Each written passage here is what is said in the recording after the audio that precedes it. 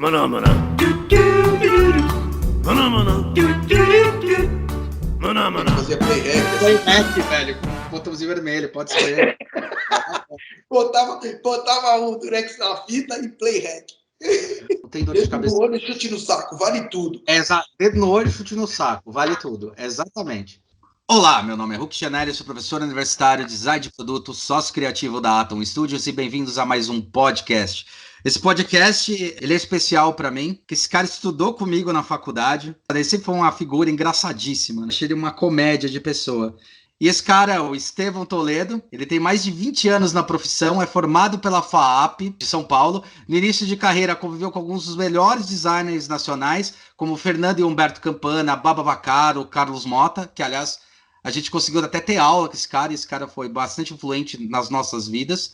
Começou a carreira desenvolvendo mobiliário com design contemporâneo e numa toada modernista em sua própria marcenaria, criando peças principalmente em madeira, de forma artesanal, aos poucos obtendo senso estético e comercial. Em consequência de boa aceitação e performance no mercado, consequentemente abriu o caminho de forma natural para a fabricação industrial, montagem de exposições, palestras, projetos e consultoria para lojas e indústrias. Já participou de várias exposições internacionais e nacionais com as suas peças autorais. Ele lança a marca nele, Estúdio Estevão Toledo, em 2001. Ele cria a linha de tapete para Santa Mônica Tapetes em 2015. Em 2017 faz a direção criativa para a firma Casa. Em 2019 e 2020 ele cria a linha de mobiliários para Breton. Em 2019 fez parte da direção criativa e coordenação e montagem da exposição temporária do Museu das Cadeiras de Belmonte, em São Paulo, da Eliana Pisos e Revestimentos. Falar aqui com o grande Estevão. Valeu por concordar em participar do podcast, cara.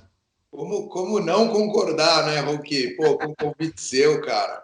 Maior carinho aí, na época que a gente estava na faculdade junto. Foi um cara sempre que eu admirei pela tua determinação. Eu acho que realmente você está colhendo os frutos exatamente na proporção daquilo que você sempre foi, cara. Sempre admirei você na faculdade como estudante e para mim é uma alegria, viu, ter passado na minha formação ao teu lado, irmão. Puta, idem, velho, e não é piada não. Você era um cara que tornava muito divertido e tornou o design uma brincadeira boa, cara. Que a coisa que eu mais achava louco em você, eu acho que você continua isso, é muito teu, velho.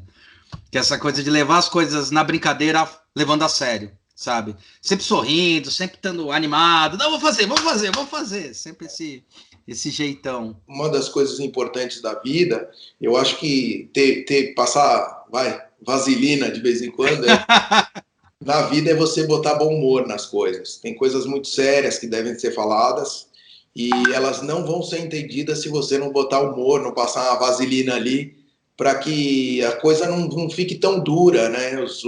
E a informação consiga ser compreendida de uma forma doce, cara. E eu acho que o humor ajuda isso, cara. Ajuda as pessoas, ajuda a gente a refazer do erro, né?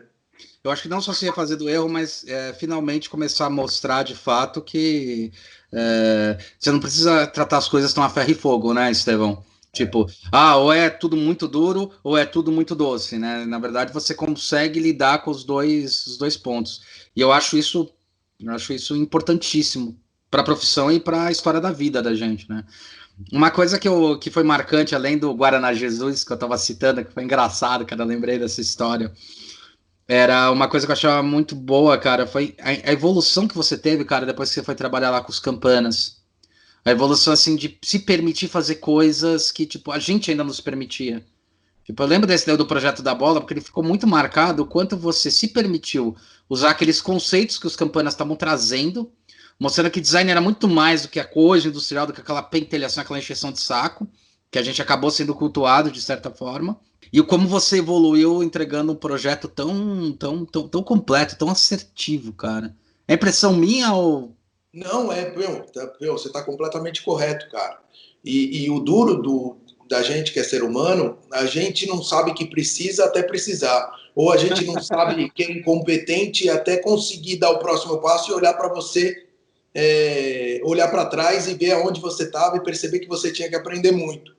Verdade. Engraçado que nos Campana eu via o trabalho deles e, como todo estudante que tem uma empáfia do tipo, eu sei tudo, ainda não sabe aquela história, né, que diz que quanto mais eu sei que nada sei. Então, como é que você sabe que você não sabe, né?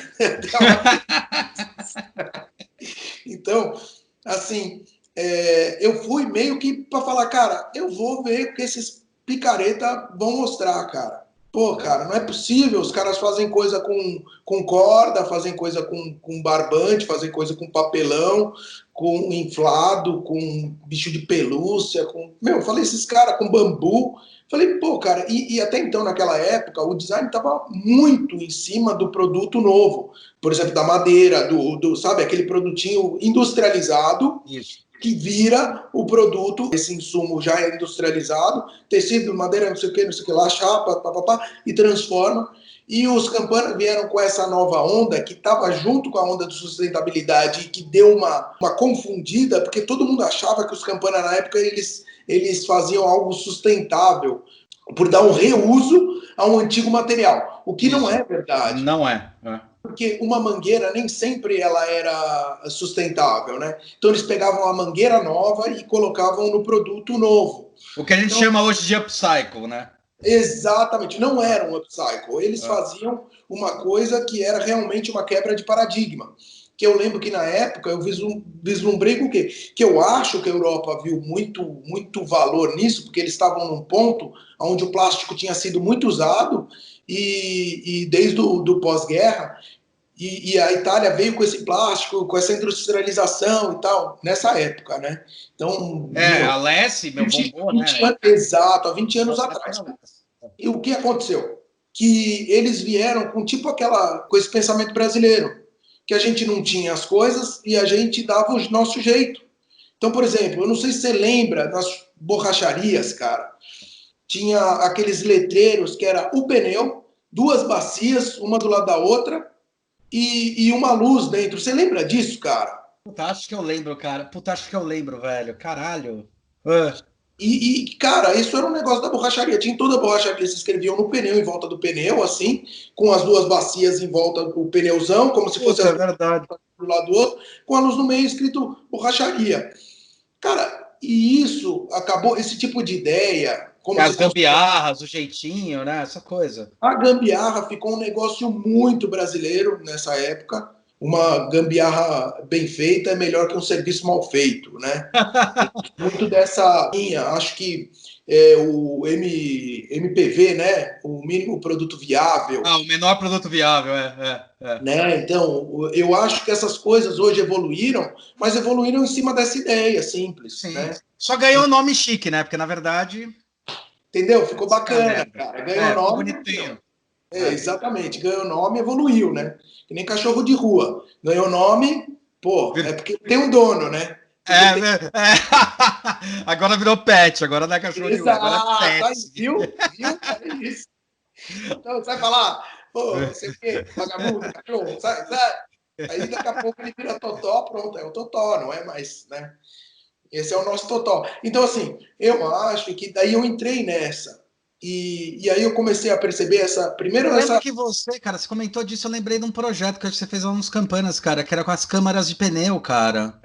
Eram os vasos, né? Era isso, cara? Isso mesmo. Caralho, você fez eu lembrar, mas continua, desculpa. Então, e aí eu comecei lá, cara, a primeira coisa que eu tinha um senso estético muito diferente. Primeira coisa que eu fiz, eu lembro que foi um porta-retrato, eles deram papelão e faz o porta-retrato. Cara, eu fiz uma coisa assim que, tipo, não tava entendendo nada, cara. Os caras falavam e eu não entendia nada. E eu comecei a surfar a onda dos caras, comecei a me aprofundar, comecei a falar, cara, uma coisa aqui não faz sentido. Mas eu continuei, cara. Continuei indo, conversando com eles, entendendo a explicação dos outros e tal, bancando ridículo. Tipo, meu, tá completamente perdido. Ele fazia as coisas da câmera de pneu. E eu peguei, enchi umas câmeras de pneu, botei nos pés e comecei a andar para lá e para cá. Do tipo, não sei nada do que tá acontecendo aqui, cara. Para mim é um bando de gente doida, então eu vou ser doido também. Cara, e aí eu comecei a sacar a história deles. Eu comecei a entender aonde que eles queriam chegar quando eles usavam, por exemplo, uma câmera de pneu você já começar a ter um olhar mais crítico para a coisa, para analisar o material antes dele virar produto. Então, câmera de pneu, o que ela te dá? Te dá uma necessidade, é preto, é feio, é bonito, porque que situação isso pode ser bonito, é impermeável. Aí eu comecei a analisar isso, comecei a analisar a rugosidade dele e fiz um vaso que você dobra, tal, um vaso de borracha, câmera de pneu. Aí eu deixei o pino do pneu para ter essa referência. Então, assim, foram coisas que eu fui ganhando. Lá eu fiz a Bolsa Bola também, já emprestando essa história. E comecei a compreender num outro passo, quando a coisa começou a amadurecer mais na minha cabeça, que eu percebi que esse é um caminho campana. E muita gente fez na época, muita gente surfou essa onda na época, mas na época eu percebi que esse não era. Eu entendi todo o processo, eu vi o valor deles, eu até hoje gosto muito do trabalho deles, porque eu gosto dessa surpresa.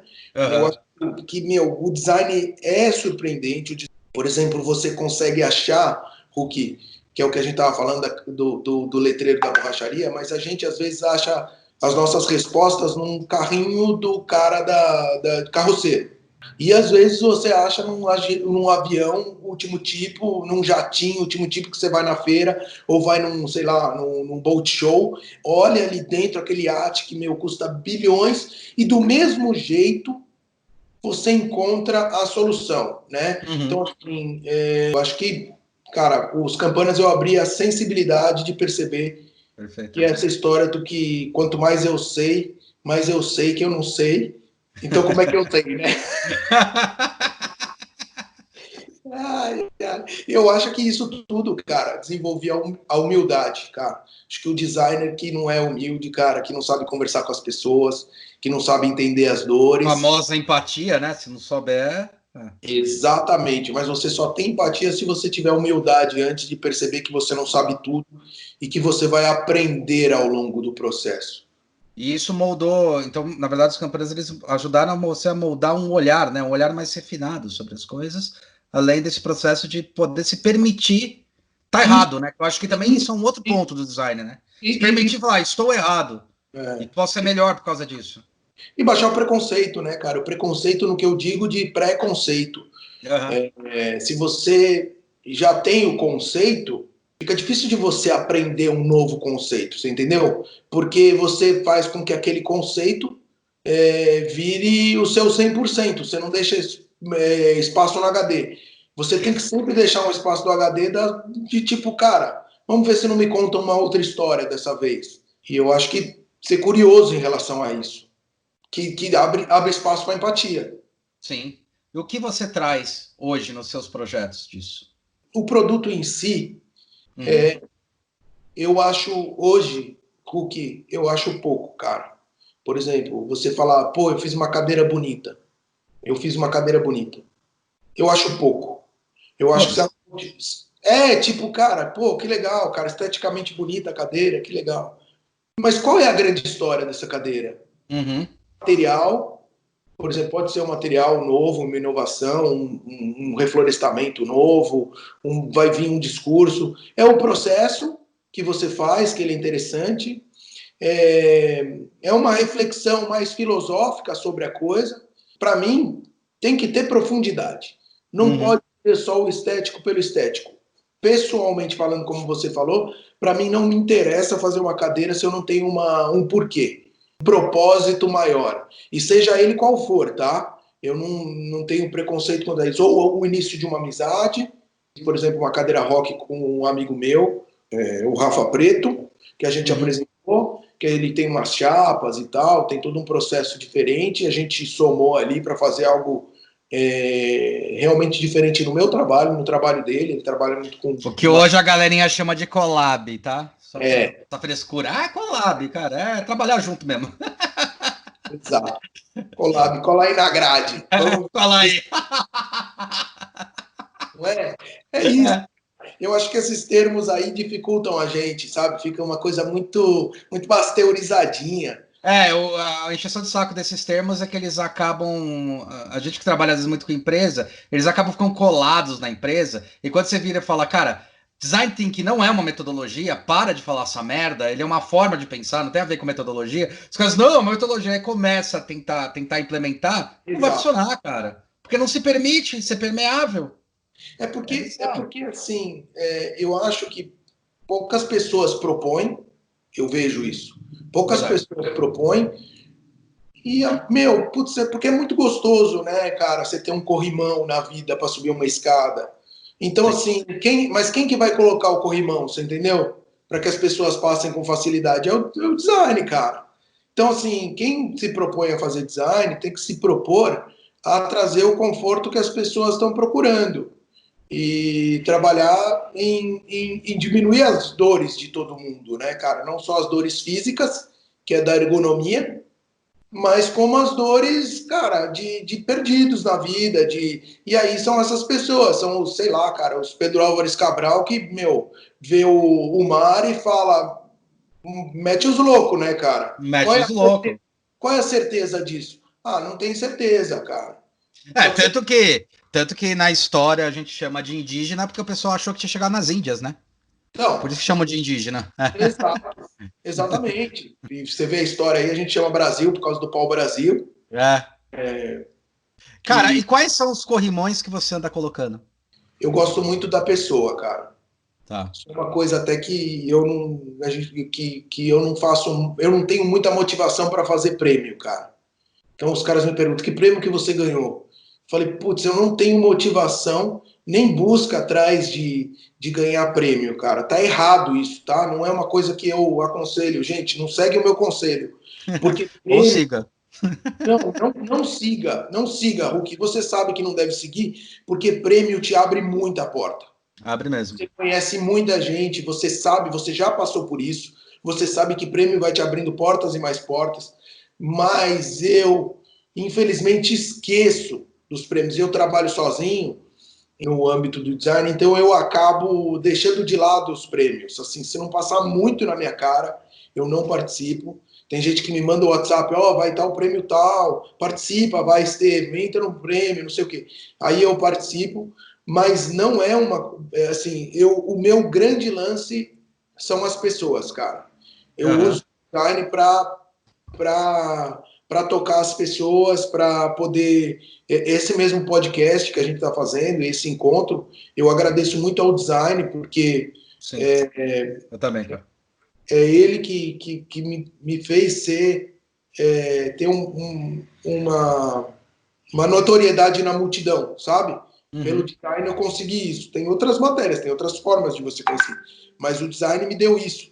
E eu uso muito o design pensando o produto final, quando a pessoa vai escolher, eu acho que o designer, ele é um cara muito importante na sociedade, porque, cara, quando a gente vai escolher qualquer produto, a gente escolhe pelo que a gente vê, pelo que a gente toca, pelo que está lá na gôndola, né? A gente dá uma olhada e tal, e se o produto realmente é muito bom, a gente acaba até, meu, o dinheiro que não tem, a gente gasta. Por quê? Porque quem faz a decisão é o coração, né? Sim. Então, Sim. assim, o design eu trabalho com o coração das pessoas. Eu sei disso. As pessoas precisam estar trabalhando naquela sinergia alta, naquela motivação, e eu tento fazer isso. Por exemplo, quando eu faço um projeto, uma cadeira para uma casa, que eu fiz para Breton, eu fiz Uhum. realmente na intenção de, se os meus móveis puderem ter a. Putz, eu acho muito importante, cara, um cara chegar numa loja de imóvel, seja ela qual for, e falar, eu quero esse para minha casa. Porque, cara, hoje em dia a gente está vendo como a casa é importante, como é o Sim. nosso casulo, cara, e você trazer isso para dentro, para tua intimidade, para você colocar, meu, as pessoas que você ama, porque a gente só traz para casa quem a gente ama. E o Sim. cara tem um sofá meu, o cara tem uma cadeira minha, cara, é de uma gratidão isso quando você recebe foto, sabe? Stê, tô aqui, vou comprar tua poltrona, vou comprar teu sofá. Cara, assim, é de uma gratidão e ainda eu ganho com isso, você acredita? Acredito. É bizarro, né? Brother. Coisa que você faria de graça, você ainda ganha por isso. Então, assim, cara, eu saber que o cara vai ter a reunião de família dele, às vezes, meu, fazendo a casa melhorar, e a gente sabe que o ambiente é muito importante para que as relações das pessoas fiquem mais fáceis, cara. Então, um ambiente organizado melhora a conversa, melhora o entendimento, melhora o sentimento, melhora a troca. Então, assim, o meu grande foco é a pessoa, é o ser humano, cara. Você não acha que agora, com essa pandemia, isso vai potencializar mais ainda isso tudo que você está falando? Porque olhando sobre o lado positivo, é isso, né, cara? Agora a gente olha de um outro jeito para casa. Sim, Hulk, eu acho que tanto pelo lado negativo quanto pelo lado positivo, cara. Pelo Eu lado nunca vejo o lado negativo, que eu sempre acho que tudo gera alguma coisa positiva, não, mas. gera, bicho, mas você sabe que aumentou muito os divórcios e Sim, sim. Agressão. doméstica, né? É, As- foi feminicídio também, foi foda, cara. É foda isso. cara, feminicídio tem uns caras que apanham também, meu. Putz, tem muito cara que apanha, você entendeu, Sim, meu? sim, sim, Muito sim, sim. marido que apanha, meu, e não tem Sim. coragem de bater na mulher, né, cara? Então, assim, a violência como um todo na sociedade aumentou, né? E é óbvio isso que você está falando, porque, uma mulher apanha de um homem é muito mais, muito mais, eu acho que machuca muito mais por causa da força dos dois, obviamente, mas o feio mesmo é a violência, né? É a É, o Fê, destruição do outro. Eu acho que a destruição do teu próximo, seja ele homem, mulher, bicho, pela ex. cara, eu acho isso muito triste, cara. Então, eu acho que eu uso o design para amenizar essas dores e eu acho que a casa realmente virou um negócio, agora falando do lado positivo, virou o lugar onde devia virar, que é o quê? O teu lugar de segurança. Você tem que voltar lá, assim como o celular volta para a bateria. Aham. Você engatilha a coisa e deixa ali a coisa voltar. Então, cara, você tem que ter uma boa noite de sono. Você tem que criar um santuário de paz dentro da tua casa para todo mundo, porque quando você sai de volta para a rua, você sai motivado, né? Uhum. Todo mundo sabe que não às vezes depois de uma noite de sono a gente tem mal sono, a gente tem uns insights, mas porque a gente tem preocupações de resolver os problemas e tal. Mas tem problemas que não tem parte boa, sabe? Não tem colesterol bom, é só colesterol ruim, que só machuca, só tira a esperança, certas coisas que a gente vê na vida, né? Aham, aham. E passa. Então, assim, eu acho que, por exemplo, você tem um ambiente de trabalho em casa, onde você, realmente o seu santuário de você se virar para dentro, você conseguir analisar todos os pontos. Hoje em dia, tudo é muito complexo. A rede que a gente está trabalhando é muito complexa. Muito, né? E com o nível de informação que a gente está tendo junto com isso, pode virar a ser muito estressante, né? É isso que você está falando, tem a parte boa, a parte mal. Se a gente surfar mal essa onda, a gente vai tomar onda em cima de onda na cabeça e vai ser difícil de levantar. Então, a minha intenção, quando eu crio, eu não tenho um valor estético, eu não tenho uma busca estética, eu tenho realmente uma sociedade que eu tenho certeza também que eu não vou ser o único a projetar. Tem muita gente projetando coisa bacana, mas o trabalho que eu posso fazer, individual, eu tenho certeza que só eu posso fazer e Sim. é intransferível. Se a gente os dois fizermos no mesmo briefing alguma coisa, você vai fazer uma coisa muito diferente da que eu faço. E Perfeito. isso é muito lindo no design. Isso eu acho que é o grande enriquecedor, né, cara? Tipo, é meio dentro da economia criativa, né? É, tem a minha ideia, a sua ideia e a nossa ideia, né? 2 mais 2 é igual a 3, tá ligado? É isso aí. Não, Isso. exatamente, é igual a 5, é igual a 6, é igual a. Quando a gente está falando em design, é igual ao quanto você quer que seja, né? Se você é um bom designer, você vai projetar para que chegue ali. Quando você está pensando nessas coisas, quando você faz essa reflexão sobre o morar, sobre as pessoas, o que te impulsiona? Cara, me impulsiona a ver o bem-estar das pessoas, cara. Me impulsiona a ver uma sociedade mais justa, mais feliz. Eu tento fazer isso. Eu acho que a gente tem eu acho que você deve ter visto isso muito na nossa época. Uhum, Eu acho que ainda a nossa política ainda surfa uma época antiga, né? uhum, sim. Que da falta de transparência, que é Sim, escroto pra caralho. do fingir que eu sou bacana, mas eu não sou. É. De Do esconder fornecedor, lembra dessa história? tipo isso, Esconde- cara. Porra, cara, vai se fuder, né? É. Hoje em dia, cara, não é idiota você esconder fornecedor. Você dá uma busca no Google, não precisa. Se você não quiser falar, não fala, velho. Ah, Mas as pessoas vão descobrir. É ridículo isso. É ridículo, as pessoas vão descobrir. Então você fala, ai, você tem um fornecedor, não sei o quê.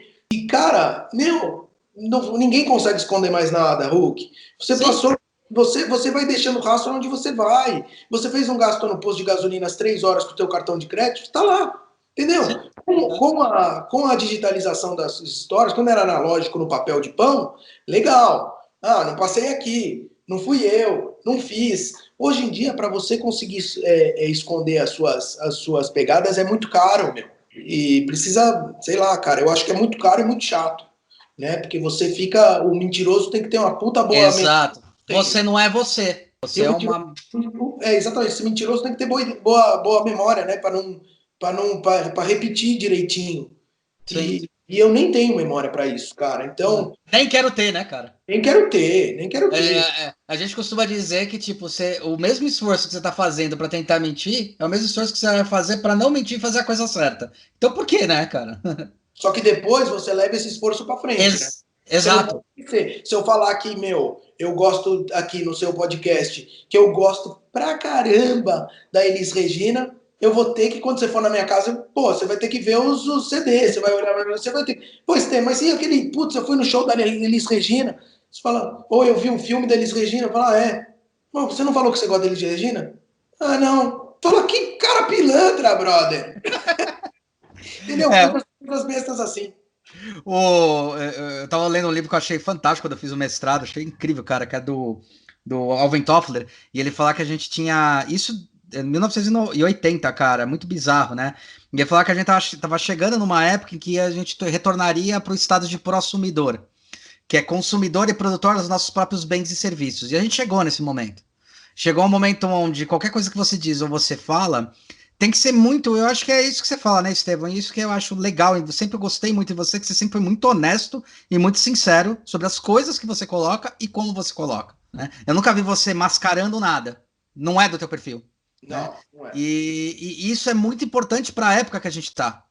Porque a gente até estava conversando um pouco antes, né, de começar o podcast, falando o quanto é importante, o quanto hoje a gente entende essa jornada de que lá atrás a gente apanhou muito, do tipo, pô, mas você tem que ser meio malandro. Fala, cara, mas eu não quero. E hoje a gente está colhendo, né? Mas foi difícil, é uma estrada difícil pra caralho. Você tá sozinho. Não, eu acho assim, sabe, Hulk? Eu acho que, putz, cara, boi preto tem que andar com boi preto, cara. Então, se você é tal, você anda com tal. Se você é do mar feito, anda com os mar feitos, você entendeu? Que vai dar certo. Agora, quando os mar feitos querem andar com os bem feitos, aí não vai, porque um vai pagar o pato do outro e não vai ser sustentável, né? Que é a grande história da sustentabilidade. Para mim, a sustentabilidade quer dizer o que se sustenta. E eu vejo que essa nova sociedade que a gente está vindo, que é da transparência, que é do tipo, eu te dou o dinheiro, não preciso me preocupar que você vai entregar o meu produto e eu não vou ficar... na nossa época, na época que a gente estava com os nossos pais, sabe, você só pagava depois do serviço feito, porque se não o cara sumia, você nunca mais achava.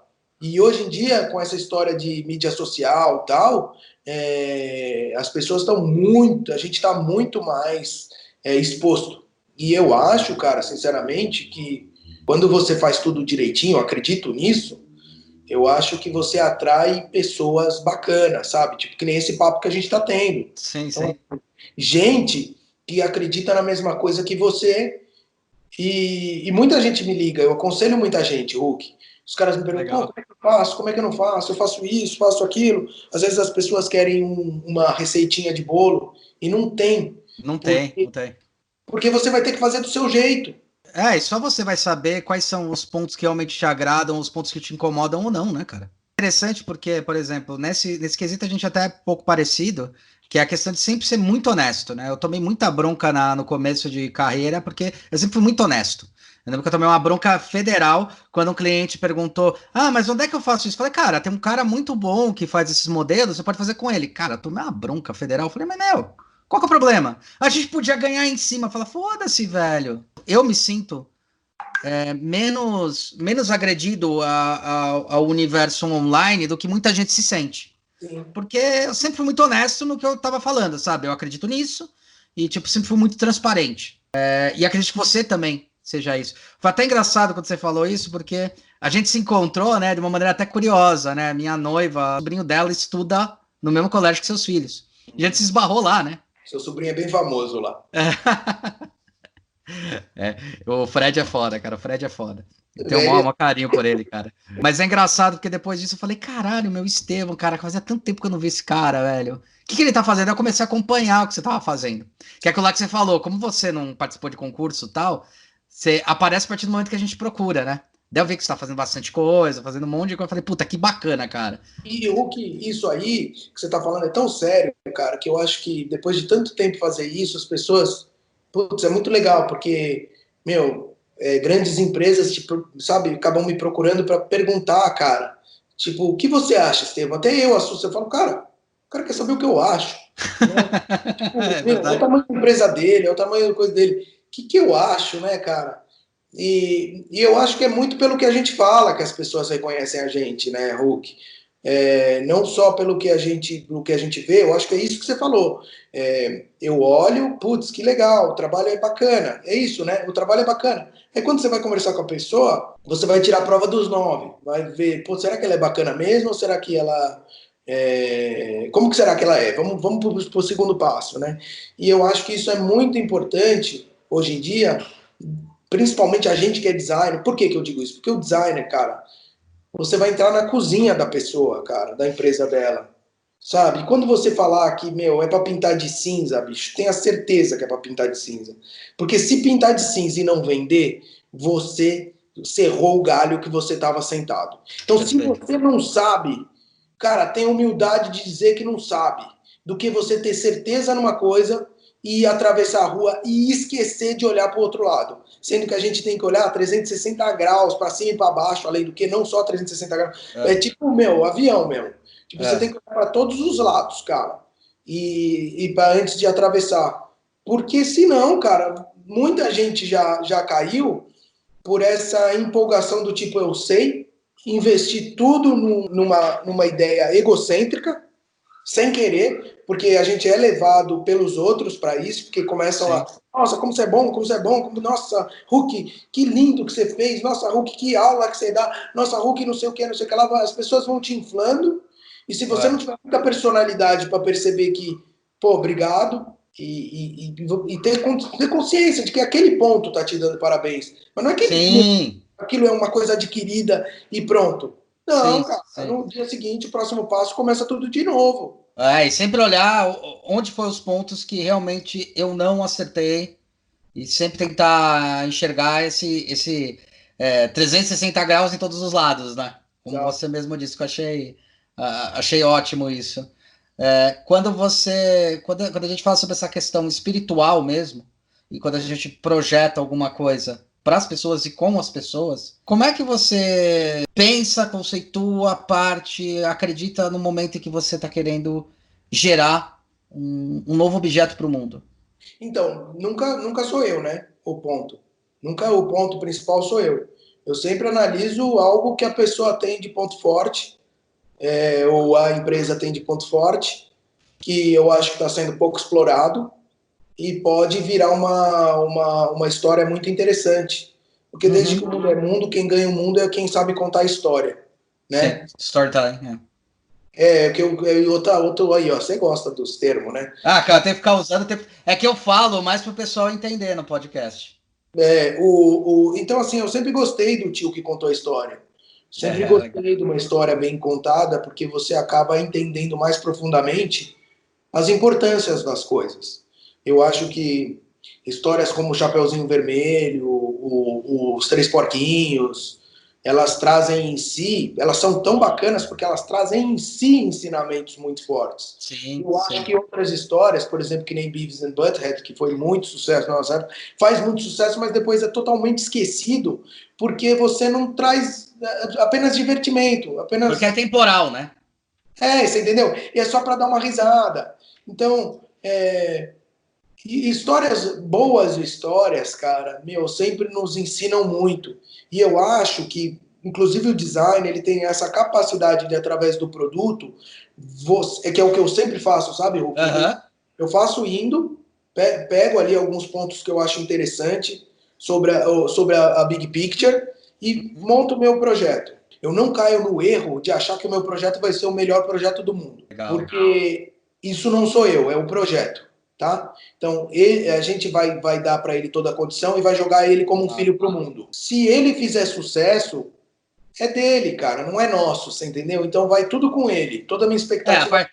É aquela coisa que a gente vive falando, né? A partir do momento que você criou o projeto, ele não é mais seu, ele é do mundo. Exato. Então, por exemplo, a Bolsa Bola. Eu queria a Bolsa Bola, a gente vendeu para a Alemanha, na Copa da Alemanha, um montão. Tipo, foi, cara. Foi. Puta, legal pra mim, gostei. Gosto de futebol, pra mim foi super legal. É isso. Mas foi, você entendeu? No dia seguinte, começou uma nova história, cara. E isso me deixa a liberdade de viver todos os dias como se a gente estivesse começando, sabe? Não tem essa responsabilidade do tipo, agora eu sou conhecido, agora eu saí na revista, como eu vejo muita gente fazer. Tipo, olha, cuidado com essa peça, porque essa minha peça ganhou, ou essa minha peça tem assinatura de design. Putz, cara, é só uma peça, velho. É de madeira, é de couro, assim como uma Lamborghini é de metal, é de couro, é tudo certo. Que tudo isso de uma forma organizada muito grande, mas não deixa de ser metal, não deixa de ser madeira, não deixa de ser o pneu de borracha. Se ela não tiver relevância, ela não presta para nada. É meio que. Você sabe que a gente está muito, como você falou, espiritual, a gente está muito ligado ao espiritual. Eu acho que por exemplo, o padre que reza a missa, ele tem uma visão completamente diferente da pessoa que está sentada. Ele sabe que embaixo do santo fica sujo, ele sabe que o pó fica em cima do santo, ele sabe que tá perdendo a cor as coisas, ele sabe que ali quebrou não sei o que, ele sabe que sabe? E eu acho que a gente sabe disso. Eu acho que quando a gente entra numa Louis Vuitton, como usuário, a gente enxerga um santuário que a gente olha e fala, puta, que nem Aparecida, sabe? Você olha e fala, cara, olha, santo tal, Jesus e tal, ali, aquilo tudo te envolve. Meu, quando você vai para a Europa, vai nas igrejas, você se sente ridículo, porque é projetado para isso, né? E a mesma coisa do consumo, quando você entra numa loja da Porsche, quando você lê essas empresas que tem Louis Vuitton, as marcas que têm muito dinheiro para construir esses santuários, a gente é a pessoa que ajuda, né? O designer, a pessoa ajuda a cultuar essas marcas. E a gente é o profissional que reacende esse fogo sempre, sabe? Através do produto. E como ele é mostrado, e qual é o pensamento, a inspiração dele. Então eu acho, cara, que o design, ele é muito pouco usado. Eu acho que a gente é muito visto como uma pessoa que, eu vou fazer lá o projetinho no final. E eu acho que design, cara, devia estar na faculdade de administração. Exato. O administrador precisava saber o que o design causa nas pessoas.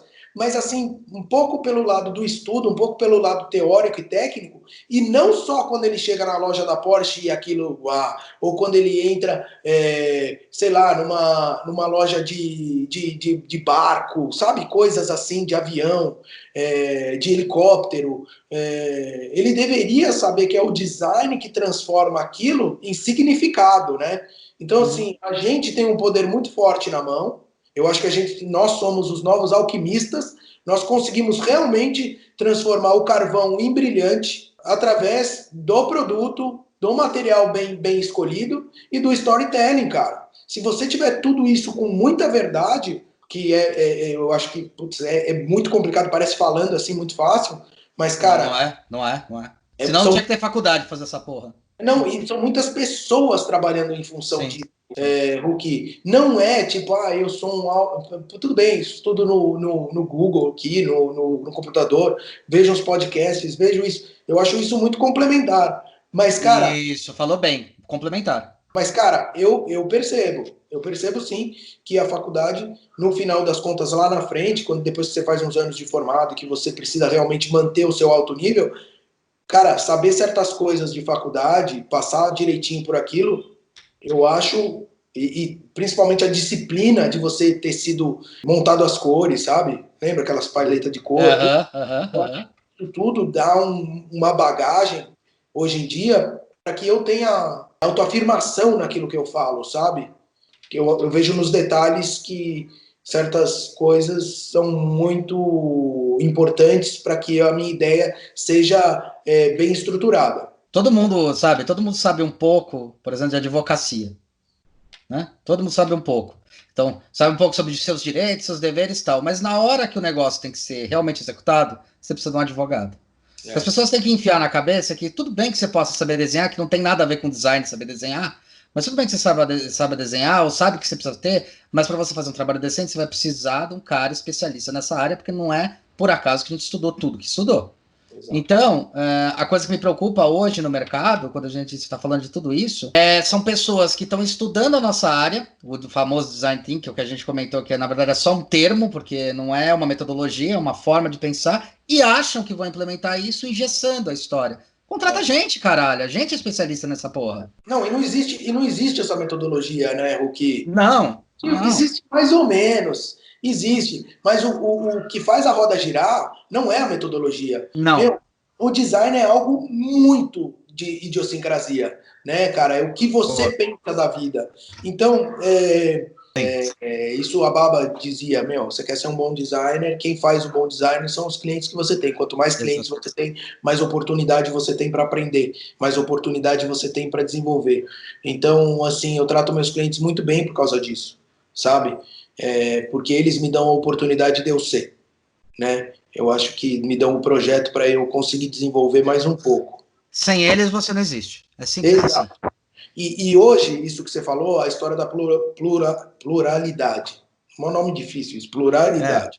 Eu acho que o que você falou é verdade. Isso a gente precisa realmente de um advogado, mas você precisa saber qual é o advogado bom. Como você sabe que é o advogado? Sabendo alguma coisa, questionando ele. O design é a mesma coisa. Exato. Você deve contratar o design? Deve, mas você deve saber alguma coisa para você poder questionar se esse cara sabe responder as perguntas que você precisa. Perfeito. Porque senão vão falar para você, Hulk, contrata um advogado. Para contratar um advogado, pode deixar. Vai lá e contrata um advogado. Entende? Vai lá e contrata Mano, vou trazer vou implementar aqui toda uma parte jurídica na minha empresa. Quem que vai fazer isso? O doutor José Bonifácio, pronto. O doutor José Bonifácio, o doutor Pedro Álvares Cabral. Quem é o doutor Pedro Álvares? Não, me falaram que eu tenho que ter um jurídico. Então, assim, peraí, mas jurídico para o quê? Você vai fazer o quê? O doutor Álvares Cabral, ele faz isso? Ele já fez isso? Ele não fez isso? Quem ele é? Entendeu? Por isso que eu acho que assim como você tem nas faculdades, você tem um pouquinho de contabilidade, tem um pouquinho de direito, tem um pouquinho de não sei o quê, deveria ter um pouquinho de design para que as pessoas pudessem entrevistar um designer. Por exemplo, que nem você, você chega lá com um cara vai consertar a sua privada em casa. Coisa idiota, tá? Uhum. Cara, a sua privada em casa é de caixa. O cara chega com puta de uma caixa de ferramenta, com várias ferramentas, um monte de chave estrela, chave não sei o que lá. Eu sei que o cara sabe consertar só de ver a caixa de ferramenta dele, entendeu? Porque eu sei que ferramentas vão naquilo lá e que ferramentas não vão, que é o que você está falando do advogado. A mesma coisa, estou simplificando mais ainda. Sim, muito boa. Então, por exemplo, o cara chegou lá com o carro dele. Que carro que ele tem? Se ele chegou de Porsche ou se ele chegou de Fiat, não quer dizer nada. Ainda não quer dizer que o cara vai. Então, assim, são coisas que a gente vai, que são ruídos que a gente tem. Então, por exemplo, o cara chegou com um carro velho lá. Ou então chegou a pé. Ou então chegou de bicicleta. Ou então, sabe? O que interessa para ver? Aí é que tá. Você precisa de alguém que fale, olha, o que interessa a gente ver no cara não é muito bem se o cara chegou de Uber, se o cara chegou de Ferrari, ou se o cara chegou de Fusca, se o cara chegou de Fiat 500, ou sei lá, entendeu? Ou se o cara tá com uma gravatinha fininha, ou se tá com uma gravata borboleta, ou se tá sem gravata, ou se tá de camiseta, ou se tá de All-Star. Não são os símbolos corretos para se analisar nesse processo. Não são. E a gente acaba analisando por isso, por vocabulários, como você fala aí, por coisas, o cara tem um storytelling, e na verdade o outro vai entender, pela terminologia do cara, pelo vestuário do cara, mas não pelo que ele pensa sobre design. Exato. E isso eu acho que seria fundamental para o industrial. O industrial não consegue ver isso. Não. Ele vai por indicação, aquele cara é bom. E aí acaba sempre tendo os mesmos caras, por quê? Porque aquele cara é bom, chama o cara aí. Entendeu? E às vezes o cara nem é bom para o que você precisa. Que essa é a grande crítica. Tudo bem, design faz tudo, mas tem cada um que sabe mexer muito bem na sua área, no seu setor. Por isso que eu acho um absurdo quando o cara compara bananas com maçãs, tá ligado? Fala assim, eu preciso fazer um desenho de móvel. Vamos chamar, sei lá, o Hulk pra fazer. Cara, não sou eu, velho. Não sou eu. sabe? E daí tem um pouco do ego das empresas, e as empresas de design também têm um pouco de culpa nisso, e é por causa da nossa formação, de falar, não, design faz tudo. Cara, desculpa, não faz tudo. Cada um tem a sua habilidade e o que consegue entregar. Que é aquilo lá que você falou sobre, tá, para que eu vou querer, para que vai servir essa área jurídica? Então, a mesma coisa, para que eu quero um projeto? Que projeto é esse que eu quero? Exato. Aonde eu quero chegar? Aonde eu quero chegar? Para saber quem eu vou chamar. Exatamente. Isso, Exatamente, porque senão vira um negócio de fazer qualquer coisa, você entendeu? E isso muito empurrado por essa falta de conhecimento do design, do verdadeiro poder que o design tem. Eu quero chegar aqui, eu quero ter isso. O meu problema, os meus funis estão aqui, aqui, aqui. Você tem que olhar isso para mim, sabe? E ainda assim a gente tem que melhorar o produto, tem que ter um produto mais atraente, tem que ter, meu, quanto que vai sair isso? É conhecimento da gestão do negócio. Então, assim, há muito erro no design por causa disso. Porque muita gente vai pelo lado simplesmente estético da coisa, então, não, porque eu tive bonito, hoje em dia é isso aqui. Foda-se. Cara. Não, o bonito pra quem? Entendeu? O bonito pra quem isso? O grande lance precisa saber pra quem que é bonito isso. Se você faz pouca quantidade, tem que ser para poucos o bonito. Se você faz muita quantidade, tem que ser para muitos esse bonito. Então, cara, não é uma coisa que é tão clara. A gente trabalha no abstrato, a gente se joga nas coisas que não são palpáveis muitas vezes e tenta resgatar isso e trazer para o palpável. Isso é extremamente difícil e complexo. As pessoas acham que eu vou contratar um designer e ela vai fazer um produtinho. É isso. Mas por trás disso... o resultado. Ela só vê o resultado, né? É a ponta do iceberg. Não vê o processo. Só vê a ponta do iceberg, não vê o processo. E é tão difícil, Hulk, porque isso não tem como você falou, e que as pessoas buscam, e eu acho que as pessoas sempre buscam esse corrimão, é o do design thinking como eu vou implementar isso e vai dar certo. Nossa, entendeu? Vai ser incrível. Não sabe implementar, não sabe nem para que serve. Exatamente, porque não funciona desse jeito. Não é um aplicativo que você baixa e que você põe lá o nome madeira e cadeira, e cospe isso, você entendeu? Por esse motivo que eu falo que não é uma metodologia, é uma forma de pensar. E não é uma forma de pensar fácil. Não. Ela é complexa. Porque você vai ter que pensar, por exemplo, voltando no caminho, você precisa pensar como que esse cara entrega esse produto? Aonde ele entrega? Esse produto tem que ser pequeno ou não? Nós vamos brincar com esses deliveries que tem agora, Rappi, vai brincar com o Mercado Livre, vai brincar com o quê? Você tem a sua rede de distribuição. Volta mais um pouquinho. Quando esse produto está na loja, o vendedor, qual é a dificuldade dele vender esse produto? Por que ele não sai? Por que ele sai? Por que sabe? E assim, sabe o que é mais difícil? O consumidor não sabe do que ele quer. Não. Você sempre está trabalhando com o psicológico, com aquilo que ele não sabe. A linguagem não verbal. Não sabe. Tem produtos meus, por exemplo, olha só como é difícil, que 10 anos depois o pessoal vai gostar. Então, por exemplo, tem gente que fez o primeiro produto, saiu da faculdade, fez o primeiro, não deu certo. Cara, depois de 10 anos eu vendi o produto. Exato. Como você acontece isso com a gente pra caralho? O mercado só estava pronto para esse nível de inovação 10 anos depois. Cara, não precisa ir longe, velho. O Gel com o carrinho dele, elétrico, você viu isso, cara? Morreu na pobreza o cara. Você quer coisa mais injusta que isso, Hulk? Pra caralho. Isso é muito injusto. Olha os carros Tesla aí. E o cara lá falava sobre isso, cara. E chamaram ele de maluco. Ele morreu, tipo, você é maluco, velho. Todo mundo criticou o cara. Entendeu? É foda. É o que eu falo muito da Apple, cara. Se a gente acompanha a história da Apple, o Steve Jobs, ele não estava preparado para a época dele. Ele teve sorte de, no momento do estágio da vida dele, a humanidade entendeu o que ele queria dizer. Que lembra, ele vem, aí ele pensa em alguma coisa, ele fala, as pessoas não querem isso, ele é demitido, depois ele retorna e consegue ainda surfar um pouco de tempo, porque se tivesse 10 anos atrás, ia acontecer igual aconteceu com Van Gogh.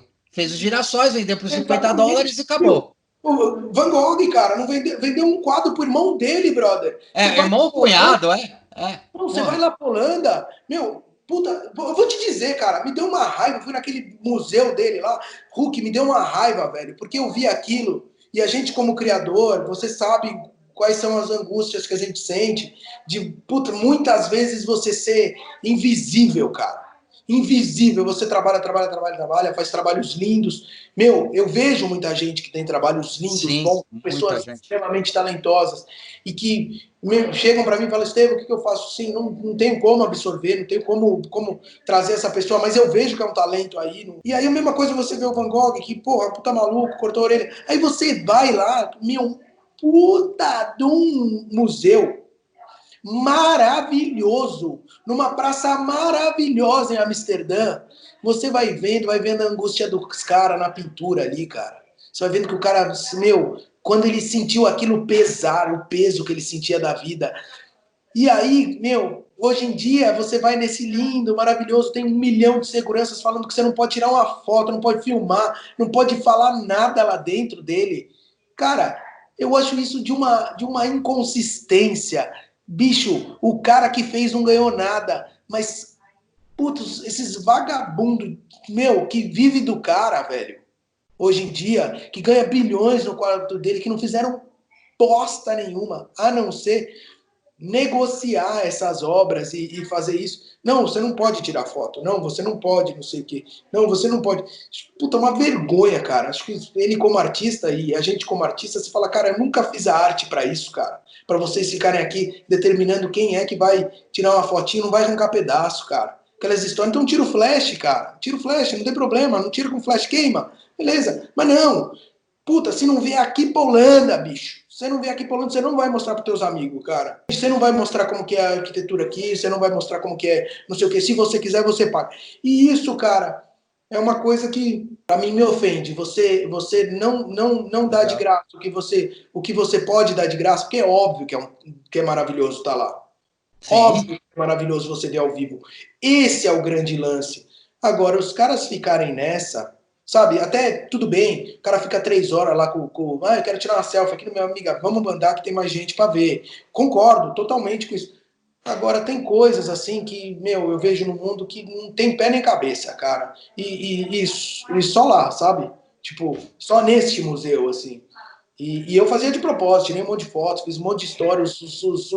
Meu, eu sou um cara super sossegado, cara. Você mas eu fiquei tão mordido, cara, que eu falei, agora eu vou gravar tudo. E vinha o segurança e falava, senhor, não pode, desculpa. Aí ele saía, eu ligava de novo. Senhor, não pode, eu desligava, ligava de novo, ligava.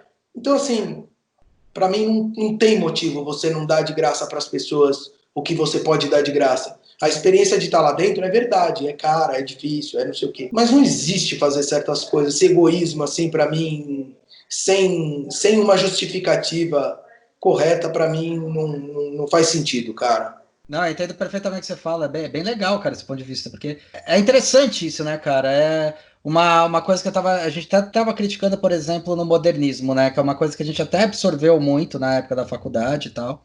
Mas a grande crítica do modernismo, né? O modernismo, ele é chato.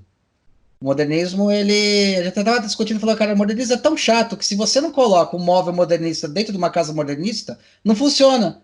Então, que tipo de obra é essa? Se não permite tudo, se não permeia tudo. Mas aí a gente entra nos estilos, né, cara?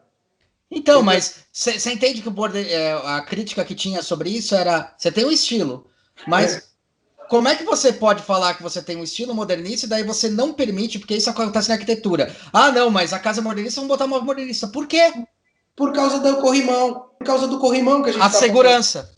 Então, por exemplo, ele vem para dar liberdade, então, por exemplo, vamos pensar diferente. Não é possível a gente ficar só nisso. E aí as pessoas compram esse arquétipo sempre. E aí vira um estilo. Entendeu? Mas o estilo... vira um corrimão. Perfeito. Então, o estilo nunca nasce, Hulk, para prender. Ele nasce para abrir a cabeça, para ter uma nova forma de pensar. Só que as pessoas vão atrás e aprendem o arquétipo e repetem o arquétipo. O que acontece no design thinking. Exato. Que irrita. E aí a gente tem que sempre lidar com essa história de ficar abrindo conversas, abrindo mentes, sabe? Pensar fora da caixa. Porque, as pessoas vão se apaixonar nas linhas, né, cara? Vão se apaixonar nos estilos, né? Mas aí fica um pouco... A gente que trabalha com isso, com a inovação, não dá pra você... ridículo o cara que se veste que nem na Jovem Guarda. Jovem Guarda veio para quebrar um arquétipo. E depois se torna um arquétipo. Você sabe que tem uma história muito legal da Coco Chanel, né? Que ela, no começo do século passado, ela revolucionou a usar calça, né? Onde só tinha vestido. E daí, na década de 70, começou a perder força. Eu fiquei sabendo porque, como eu dou aula pro pessoal de fashion marketing, eu fiquei sabendo dessa história. Agora eu não lembro o nome do cara, mas teve um cara que foi na década de 70, 75, mais ou menos, ele voltou pra Coco Chanel e falou, cara, vocês estão fazendo tudo errado. Se a ideia da Coco Chanel era quebrar paradigmas, não é fazer calça hoje em dia que vai quebrar paradigma. Exato. É subverter tudo isso. Esse é o valor da marca. E não, tipo, porque ela fez... Não é porque ela fez calça, gente. É porque ela subverteu. Não fazer calça. E daí o cara refez a marca para ela retomar, porque ela tava perdendo uma puta de uma força na década de 70. Eu fiquei sabendo por eles, assim. Então, e Hulk, isso é o que você está dizendo. A liberdade está dentro da cabeça da pessoa. Nelson Mandela sempre tratou isso durante anos que ele ficou preso. Verdade. Vocês podem prender meu corpo, mas jamais prenderão minha cabeça. Então, quer dizer, a mente da pessoa é que liberta a pessoa, né? Então, assim, a gente, como designer, a gente vai surfando a onda, mas a gente tem que passar pelas coisas. Eu gosto de certos estilos, não tem problema nenhum, mas eu tenho que saber que aquilo é um estilo e que a cabeça tem que sempre estar super livre, né? Aberta. Que nem você falando de estilo, até para me defender, que eu sempre me defendo desse jeito, eu amo o modernismo, mas eu sei que ele ficou, cara, não já foi. Assim, eu, por exemplo, eu gosto muito do modernismo, mas eu não fico vendo livros de modernismo para eu criar. Porque ninguém dirige uma estrada olhando para o retrovisor. Você vai bater, entendeu? Sim. Então é claro que você dá aquelas olhadas e vê, pô, que legal, o cara fez isso, ou isso já existe, ou não sei o quê. Mas, cara, você, a gente dirige e vamos dizer que a gente tem um nível de direção bastante arriscado pelo que a gente faz, com muita pouca rede de proteção, porque a gente trabalha exatamente com o abstrato e tenta trazer para o real, e isso não tem nenhuma garantia. Você não dirige nessa estrada olhando para trás na maioria do tempo. Sim. Se você faz isso olhando para o modernismo, seja lá para a escola de ou Bauhaus, ou para não sei o que, claro que tem, muito interessante. Lógico. Importante. Agora, você tem que dirigir olhando para frente. Sim. As necessidades do hoje. Quem você está levando no carro, aonde você quer chegar. Então, principalmente, olhando para frente, né? Senão bate. Legal, cara. Estevão, eu sempre queria te agradecer pra caralho pelo legal, papo. Cara. Foi do cacete. Obrigado. Brother, eu que adorei te rever, bater papo com você. Porra, cara. Saber as nossas conversas em off. Putz, adorei, cara. Tudo. Legal, cara. Não, cara, eu fico mal feliz, cara, de saber, porque assim, você é um cara, em relação a caráter, que é um dos caras que eu mais aprecio. Sempre apreciei. Obrigado, cara. Desde a época da faculdade. Eu sempre achei você muito honesto, muito verdadeiro em tudo que você falou, Estevão. Sempre, cara. E, assim, não tô falando porque você tá aqui, eu tô falando, cara, eu sempre fiquei impressionado com isso. E fiquei mó feliz na hora que eu vi que você começou a bombar, que eu falei, eu comecei a prestar atenção depois que a gente se encontrou. Eu falei, cara, o cara merece, velho. O cara tá ralando pra caralho, sempre foi honesto pra cacete, agora é o momento dele, tá ligado? Sei lá, cara, eu continuo na mesma toada. Então é isso que é legal, velho. Cara, acho que fazendo o que ama, né, cara? Fazendo o que ama. E a gente gosta pra caralho, velho. É isso mesmo, a gente gosta pra caralho. A gente gosta pra caralho, velho. Puta merda. É isso mesmo, cara. Mas eu queria agradecer, cara, que você me convite, achar que eu posso contribuir aí pro teu podcast. Caralho. Pro design, cara. Você não tá contribuindo pro meu podcast. Você tá contribuindo pro design. Meu podcast é por causa do design, não é por causa de nada mais, cara. É uma forma que eu encontrei. Isso, brother. Eu tô começando a criar, como você mesmo disse, achei maravilhoso. Eu vou usar esse símbolo de linguagem que me permita. Tô criando os corrimões aí para as outras pessoas. Exatamente. Só que a gente vai deixando eles para trás, né? Aliás, se quiser dar um recado pro Fred, pode dar que eu passo para ele. Tá. Ô, Fred, você... os meninos gostam muito de você, viu? Você é um menino muito, muito legal, cara. Ele sempre volta comentando de alguma coisa que o Fred fez. Você se comporta, Fred?